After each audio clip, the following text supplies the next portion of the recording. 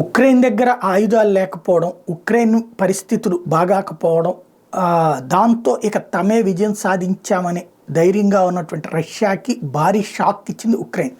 America, Europe దేశాలతో పాటుగా Germany లాంటి వాళ్ళు ఆయుధాలు ఈ మధ్యన తగ్గించేయడంతో తిప్పలు పడుతున్నటువంటి ఉక్రెయిన్ ఎలా చేస్తుందో లేదా వాళ్ళ దగ్గర ఉన్నటువంటి ఎలాంటి ఆయుధాలతో అటాక్ చేస్తుందో తెలియదు. కానీ in a big blow to Russia's air power, an IL-22 command aircraft and A-50 surveillance aircraft were destroyed in a single day amid the Ukraine war. Ukraine claimed responsibility for attacks on the two planes. The A-50 reportedly crashed following the attack, while the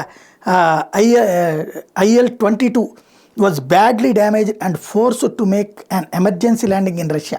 But it's unclear how Ukraine managed to attack both Russian planes without being detected.